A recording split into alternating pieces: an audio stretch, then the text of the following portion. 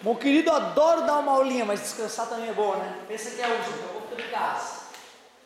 Galera, vou fingir que eu não estivesse falando nada na aula passada sobre dinâmica impossível. É agora que a gente vai, na verdade, começar a estudar as leis de Newton. Newton, quando desenvolveu as leis de Newton, ele não fez do jeito que a gente apresenta para vocês. Ele fez de uma forma diferente. Newton, quando começou a pensar nas forças aplicadas nos objetos, ele não estava preocupado necessariamente com a força. A preocupação do Newton era que impulso tinha sido aplicado num determinado objeto. E ele chamava de impulso o produto da força aplicada no objeto vezes o tempo que essa força ficava aplicada nele. Então imagine, se eu tenho um objeto e nesse objeto eu aplico uma força de 20 newtons durante um tempo de 5 segundos, fico aplicando aquela força durante 5 segundos enquanto o objeto acelera, eu poderia dizer que o impulso aplicado naquele objeto foi 20 newtons multiplicado por 5 segundos. Então, o impulso aplicado no objeto, 5 vezes 20, 100 newtons segundo. Cuidado, gente. Na física, a nossa unidade geralmente é por, né? Metro por segundo. Ali não é por não, hein? Não é uma divisão. É newton vezes segundo, ou só newton segundo. Pô, pensa bem, cara. Quando tu aplica força no balanço, lembra do irmão mais novo? Quando ele no balanço? Quanto mais tempo tu fica fazendo força no balanço, mais o balanço sobe. Quanto maior o impulso que tu aplica no balanço, maior a altura que o balanço vai atingir, mais radical vai ficar a brincadeira. Então tu vê, não tem nada demais a ideia de impulso em si. Ela até é intuitiva, na nossa vida a gente percebe que fazendo força durante mais tempo, o objeto vai atingir uma altura maior, vai atingir uma velocidade maior. Quando Newton examinava o que acontecia com a velocidade do objeto, ele não media unicamente a velocidade, ele se preocupava com a massa e com a velocidade. Ele chamava o produto massa-velocidade de quantidade de movimento. Quantidade de movimento. Quantidade de movimento é uma nova grandeza física Q de quantidade, M vezes V. Quantidade de movimento é uma grandeza bem fácil de calcular. Se tu vê um objeto, sabes que a massa dele é 30 kg e percebes que esse objeto está numa velocidade de 7 metros por segundo, se te perguntarem qual é a quantidade de movimento, só tem que multiplicar massa por velocidade. 3 vezes 7, 21. 210. 210 o quê? Sim, quilograma, metro por segundo. É isso mesmo, quilograma, metro por segundo, tudo junto. Então tu vê, não tem nada de absurdo calcular a quantidade de movimento do objeto. O detalhe é que eu ainda não falei nada sobre essa setinha, né? O que significa essa setinha em cima da letra mesmo? Que é uma grandeza vetorial. Ou seja, se tu empurrou o sujeito para lá, o impulso tem essa mesma direção em sentido da força. O impulso foi para lá. Impulso é uma grandeza vetorial, assim como força. Se a velocidade do objeto era horizontal para a direita, a quantidade de movimento adquirida é horizontal para a direita. Quando as questões envolverem mudanças de direção, aí a teoria da dinâmica impulsiva vai ficar mais delicada de a gente trabalhar. Mas na maioria dos casos do ensino médio, os fenômenos ocorrem ao longo de uma linha. E aí, se o fenômeno ocorre ao longo de uma linha, a gente pode ficar tranquilo, porque o vetor ali vai ser substituído por mais para um lado e menos para o outro, facilitando a nossa vida. Então tu vê, quando a gente fala que a segunda lei de Newton é física, meu amor, tem todo o processo histórico envolvido para a gente chamar isso de segunda lei de Newton Quando fores para a faculdade, né, que eu sei que alguns vão acabar sendo mordidos pelos bichinhos das exatas e vão se transformar em engenheiros, matemáticos, físicos, químicos, entre outros. Na faculdade, se eu não te contar uma verdade aqui, tu vai me chamar de mentiroso. Porque na faculdade, isso aqui não é a segunda lei de Newton. Porque Newton, quando escreveu o Princípio a Matemática, o livro que mudou o mundo, ele o fez baseado na dinâmica impulsiva. Observem como é que Newton escreveu a segunda lei de Newton. A segunda lei de Newton originalmente é assim, ó. O impulso aplicado em um objeto é igual à variação da quantidade de movimento desse objeto. Essa é a segunda lei de Newton original. Olha que viagem. O impulso aplicado em um objeto é igual à variação na sua quantidade de movimento. Eu vou te provar que esta ideia que no ensino médio a gente chama de teorema do impulso, teorema do impulso. Eu vou te provar que isso aí pode nos levar ao que hoje nós chamamos no ensino médio de segunda lei de Newton, que eu chamo carinhosamente de física, meu amor. O que é o I mesmo? Me deu um branco. Obrigado, amigo. É verdade, é impulso. Força vezes tempo, eu não queria escutar, tá vendo? O que é delta Q? Delta significa o quê? Como é que se calcula uma variação nessa vida? A coisa no fim menos a coisa no início. É sempre assim. Sei lá, teu corpo está em transformação, tu quer ver o quanto teu corpo cresceu, ou uma parte do corpo, sei lá. Tu quer saber quanto cresceu, tu pega a média e a coisa no fim, média a coisa no início, e faz final menos inicial. Os meninos nunca fizeram isso, fiquem tranquilos. Os meninos nunca fizeram isso. Força vezes tempo é igual. O que é quantidade de movimento final? É a massa vezes a velocidade final. Fala para mim, o que é a quantidade de movimento inicial? Massa. Faz sentido? Até aí tudo bem, pessoal? Se a massa do objeto se mantém constante, se m igual a uma constante, tu aceitas que nós podemos colocar o m em evidência? Se o corpo não está ganhando nem perdendo massa, eu vou colocar o m em evidência. Força vezes tempo é igual m em evidência, velocidade final, menos aceitável. Show. Aliás, o que é v final menos v inicial? Não tem uma forma mais elegante de escrever isso? Vai aparecer aceleração ali, mas variação da velocidade, delta v, tudo bem para vocês? Né? V final menos v inicial, né? Delta v. E eu posso pegar essa equação e dividir ambos os lados pelo tempo, ou então está multiplicando, passa força é igual a m vezes delta v sobre t. E o que é a variação da velocidade dividido pelo tempo? A aceleração.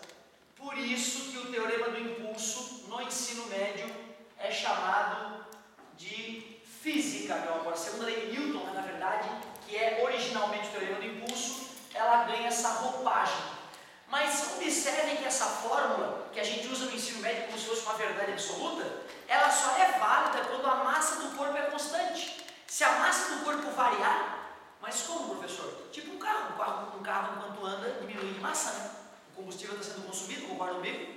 Ou um caminhão despejando água na rua. Essa fórmula, força igual a massa de aceleração, ela vira lixo.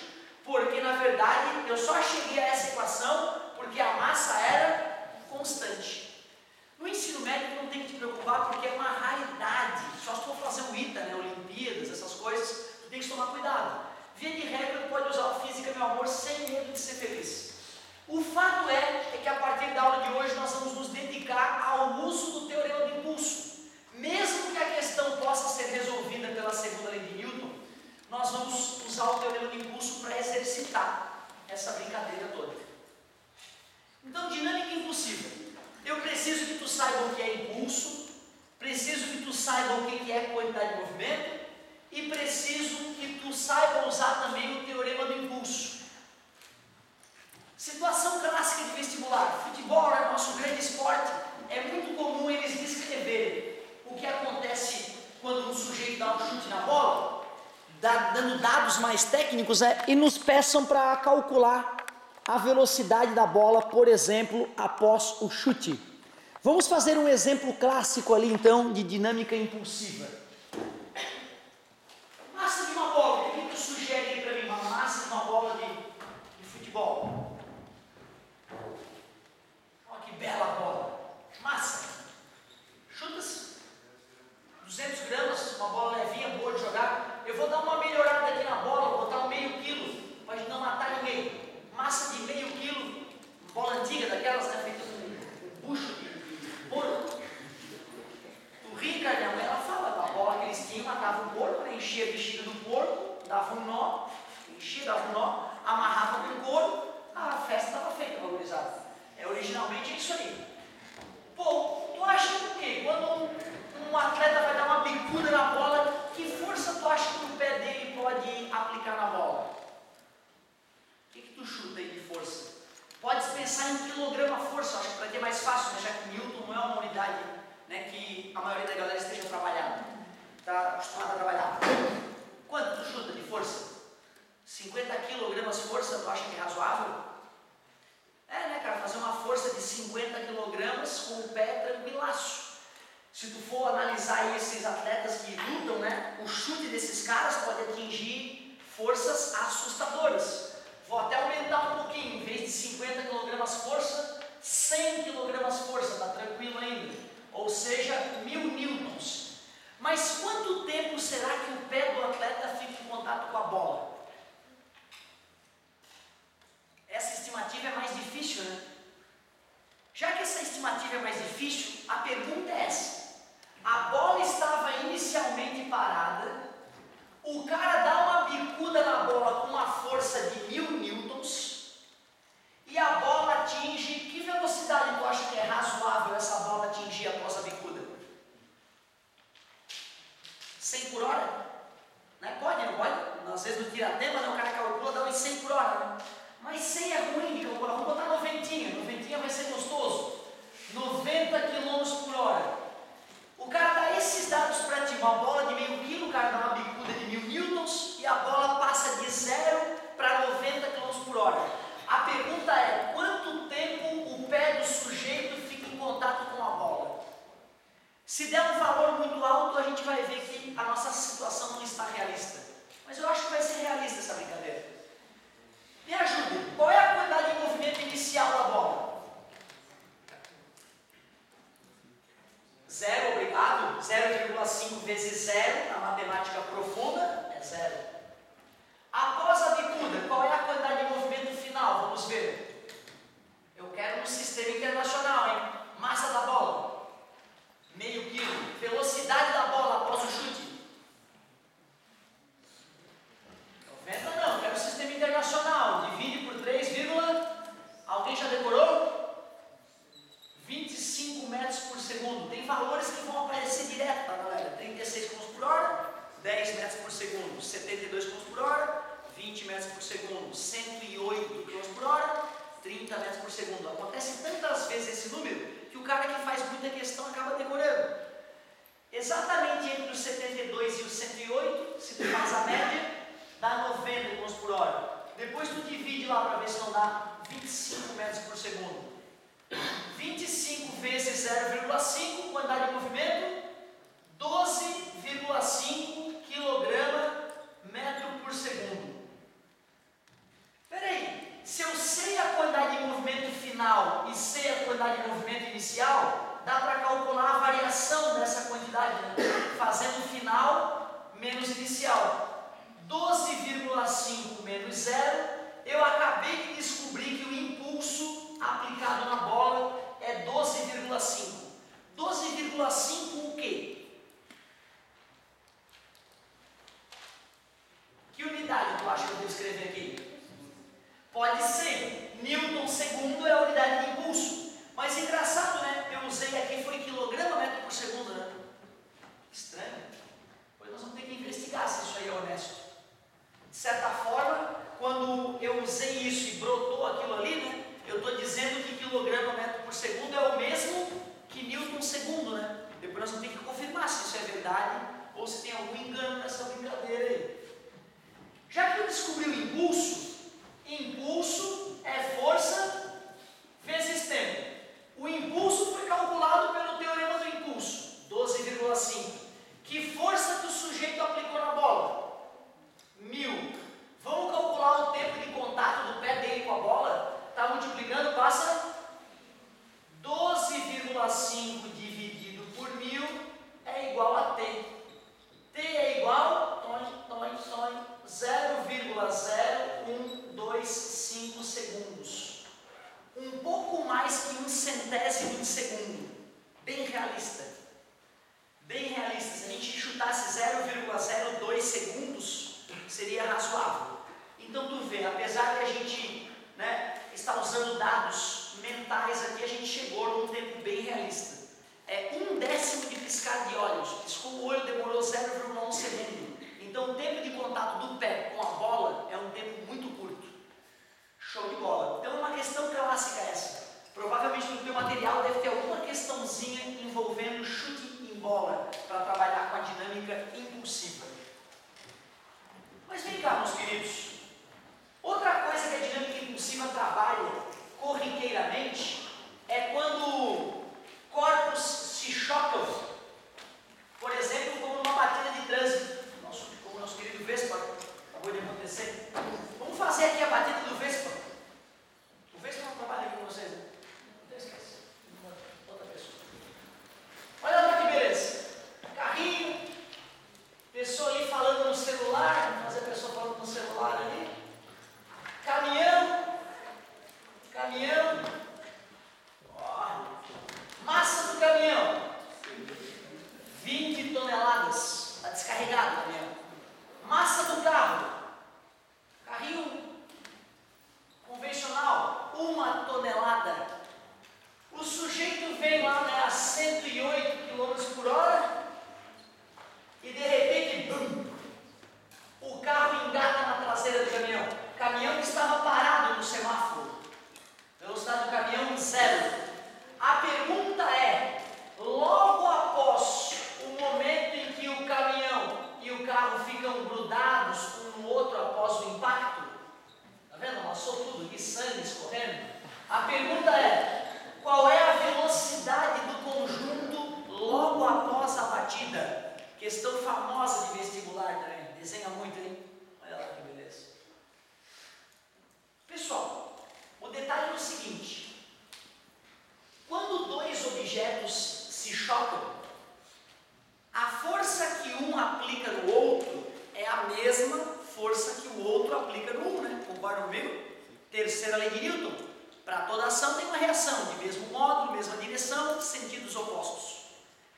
Se eu for trabalhar um sistema como um todo, carro e caminhão como um todo, sempre que um objeto faz força no outro, a gente chama de força interna.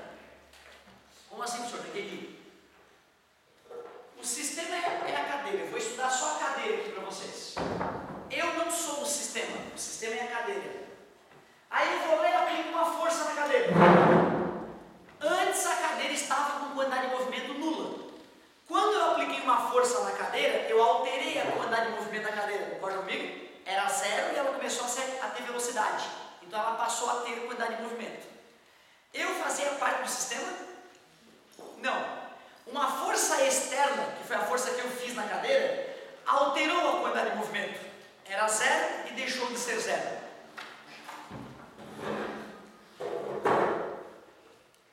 Eu e a cadeira somos o sistema.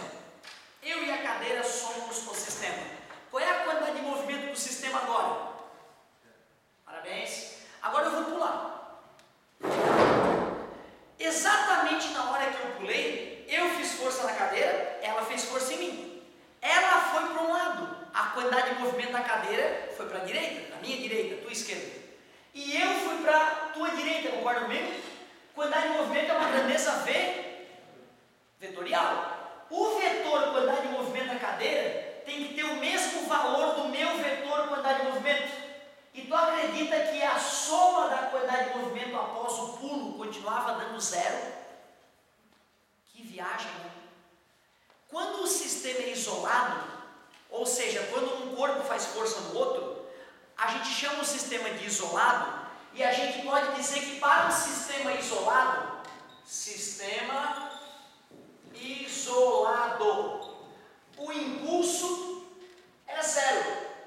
O impulso das forças externas é zero. Ninguém fez força em mim na cadeira. Eu fiz força na cadeira, a cadeira fez força em mim. Era uma força interna. Se eu fosse usar o teorema do impulso, impulso é igual à variação da quantidade de movimento. Se o impulso é zero para um sistema isolado, a quantidade de movimento final menos a quantidade de movimento inicial tem que dar zero. E menos passa para o outro lado mais. Sistemas isolados, a quantidade de movimento inicial tem que ser igual à quantidade de movimento final. Toda a vida que carros se chocarem, corpos se chocarem, o pescador pula da canoa, o professor pula da cadeira.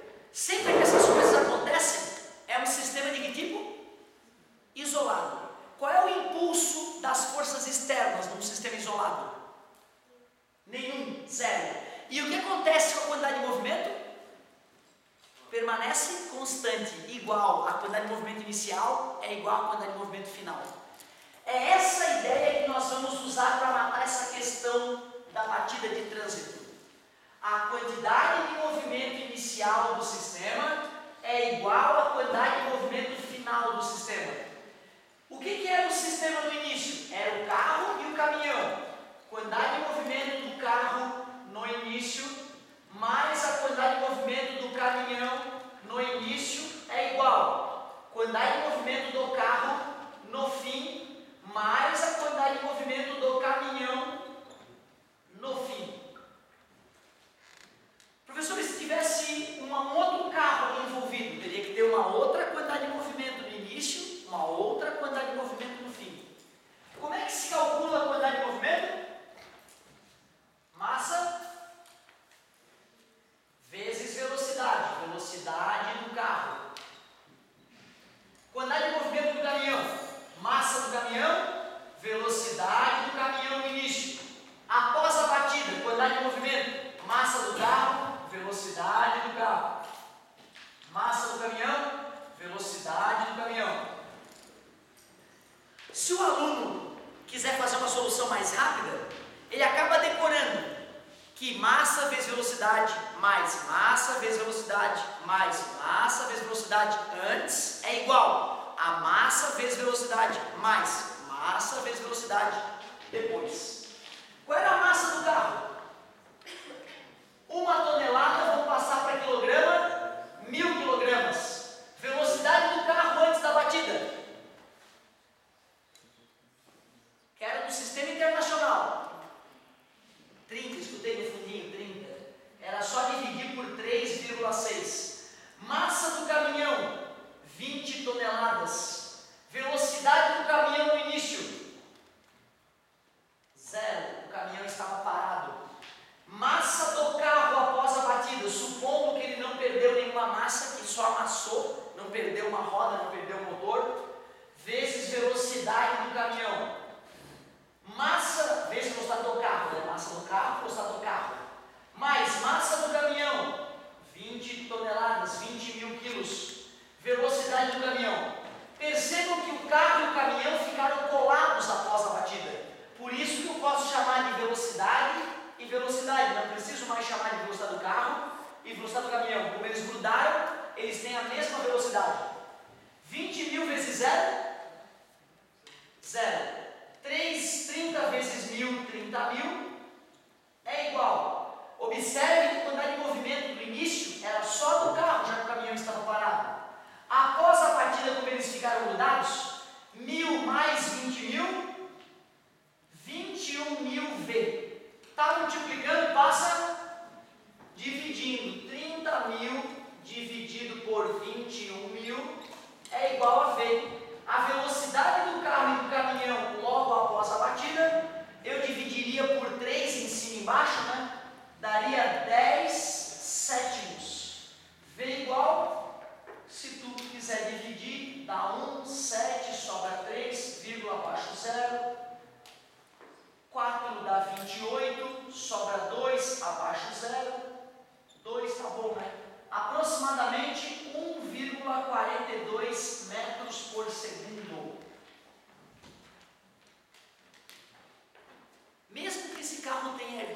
triplo, de joelho, tudo o que tu quiser, quem tem chance de morrer?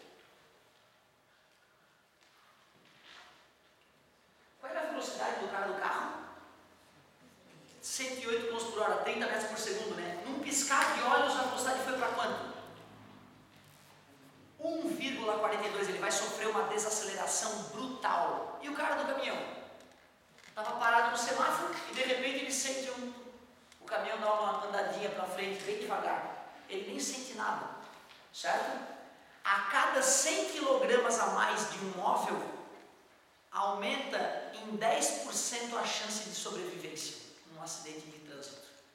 Isso é um problema tão grave que nos Estados Unidos existem leis que protegem as pessoas que ocupam os carros de menos massa. Porque virou moda uma época ter caminhonetona grande, né? Aí os caras da caminhonetona grande, sabendo que no trânsito, né, tem mais poder, começava a não dar mais preferência para os carros pequenos. Volta e meia batia um carro pequeno com uma caminhonete grande, a galera do carro pequeno morria, o cara da caminhonete grande se limpava após a batida. E começou a virar corriqueiro isso nos Estados Unidos. Os governantes mais organizados que nós perceberam essa coisa acontecendo e se tu tem um carro grande, tu tem que defender o carro pequeno no trânsito. E se der merda, tu que é dono do carro grande vai ser considerado culpado. No Brasil existe isso também, né? Não sei se vocês sabem, o cara que está no carro maior tem que dar preferência ao cara que está no carro menor. O problema é que a lei não é tão forte, né, como no resto do mundo. Eu sabendo disso, e sendo professor, não podendo comprar caminhonetes grandes, né, resolvi comprar uma lata velha de 2,5 toneladas. Certo? Então tu vê, eu quando selecionei o carro que eu fui comprar, eu pensei em dinâmica impulsiva, para diminuir a chance da minha família morrer na minha mão durante o trânsito.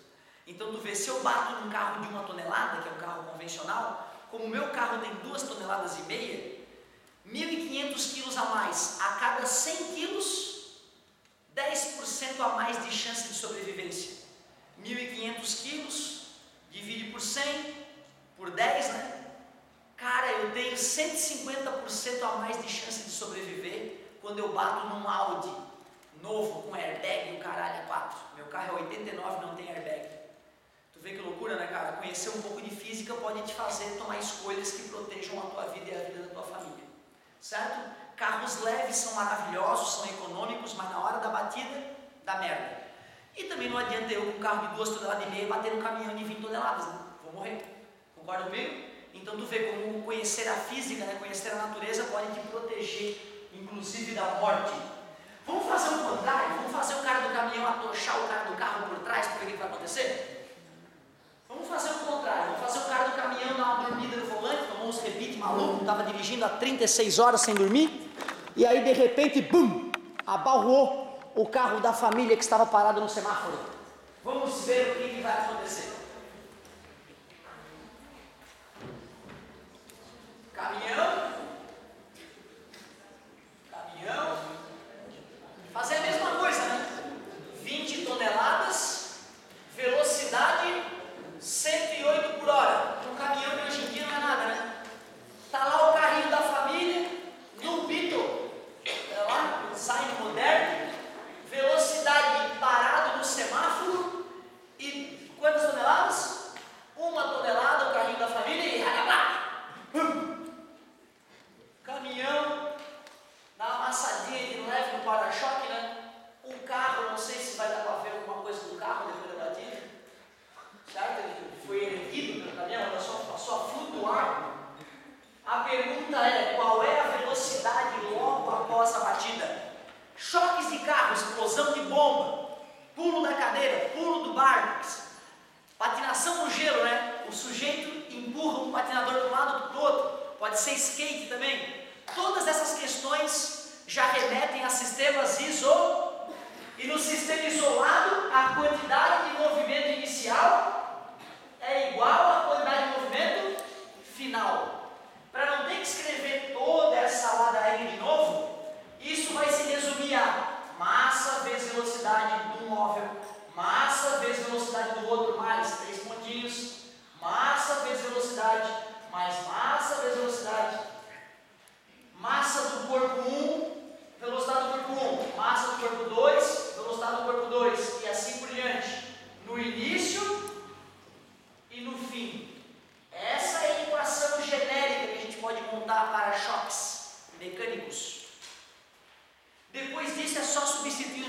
correr para o abraço. Massa do caminhão, 20 toneladas. Velocidade, 30 metros por segundo. Massa do carro, 1 tonelada. Velocidade antes da batida, 0. Massa do caminhão após a batida, 20 toneladas. Velocidade, quero saber. Eles grudaram, tá? Grudaram. Massa do carro, 1 tonelada. Velocidade, V. 3, 6, 2, 6. 1, 2, 3, 4, 5 zeros. Mais 0. 20.000 V mais 1.000 V. 21.000 V. O 21.000 está multiplicando, passa dividido. 600.000 dividido por 21.000. V igual. Corta os zerinhos. Vou dividir por 3 em cima e embaixo. Fica 200 dividido por 7. V é aproximadamente 200 dividido por 7. 2 vezes 7, 14. Sobra 6 abaixo 0. 9 estoura. 8 vezes 7, 56. Sobra 4, vírgula abaixo 0. 5, 35. Sobra 5 abaixo 0. 7, está de bom tamanho. Aproximadamente 28,5 metros por segundo. Tu vê, ó, esses dois exemplos fica claro que o problema não é quem está andando ou quem está parado. O problema é a diferença de massa entre os móveis que se chocam. O carro do caminhão estava a 30 por hora, 30 metros por segundo, desculpa. Depois da batida ele sente um tranquinho de nada. Ah, meu Deus, batia alguma coisa. Na hora que ele sai do caminhão é que ele vê a família destruída do carro que ele apalpou. Certo? A família que estava parada, do nada, no piscar de olhos, está a 28,5 metros por segundo. Mesmo que essas pessoas não sofram cortes, não sofram fraturas, o fato de o corpo delas ter acelerado abruptamente pode gerar derrame cerebral e a pessoa pode morrer sem um corte, sem um osso quebrado. Certo? Então tu vê, desacelerações ou acelerações abruptas matam os seres humanos. Acima de 90 metros por segundo ao quadrado, tu já desmaia, e acima disso tu tem rupturas nos vasos sanguíneos e podes morrer. Alguém aí já pulou de bungee jump? Aquele elásticozinho que amarra nos pés e... Cara, aquilo é um tesão, eu já fiz aquilo é maravilhoso. Quando eu fiz isso a primeira vez, estava no Oktoberfest. Oktoberfest, conhece o Oktoberfest? Tu vê, né, cara, tem uma vantagem de ser CDF. Eu era o cara da CDF, então eu estava lá no 3º trimestre do colégio, eu estava passado em tudo. E como eu tinha moral com os meus pais, já que fazia tudo certinho, eu passava 17 dias no Oktoberfest. Eu só ia para o colégio para fazer prova. Eu ia fazer prova e tirava 10 ainda, porque eu não sou vadio, eu estudava. Então era maravilhoso. Meus 16 anos foram mágicos. Era festa atrás de festa, porque eu tirava nota boa. Os meus pais me davam moral, então era show de bola. O CDF ele é o cara que aproveita mais a vida. Sabe que ele está tranquilo, né, cara? Ele vai para a festa tranquilo. Então fui para o Oktoberfest. A minha prima rica duvidou, Otávio, tu pula dessa vez? Eu pulo. Se me pagar, eu pulo. Eu pago. Na hora, né? Amigo, quando tu chega lá em cima e vai pular, dá um arrependimento. Só que na plaquinha já tem lá, né? Pulo duplo, tanto. Pulo sozinho pela barriga, tanto. Pulo pelo pé, tanto. E tem papel higiênico, que é 5 pila. E aí quando tu vai lá, te caga todo e desce. Não pula. E eu não, papel higiênico não vai, vou pular essa merda. Pedi pro cara me empurrar, tu me empurra. Se eu falar nada, tu me empurra. E aí aquela maravilha, né? Aí, aquela desaceleração. O detalhe é que tu imagina, teu corpo acelerando a 10 metros por segundo ao quadrado e na hora que tu vai bater no chão, o elástico te para muito rapidamente. Quando eu estava caindo, o sangue do meu corpo estava caindo junto, concorda comigo? E por inércia, o sangue quer continuar, né? Cara, os meus olhos ficaram totalmente vermelhos devido à ruptura dos vasos sanguíneos, né? Aí tu imagina, né? Cheguei em casa no outro dia, pô, tá tão vermelho. Eu falei, pai, eu juro que eu não fumei. Pulei de bungee jump. Por sorte eu conheci um pouco de física, né? E expliquei para ele a vermelhidão dos meus olhos. Galera, faça o exercício, traga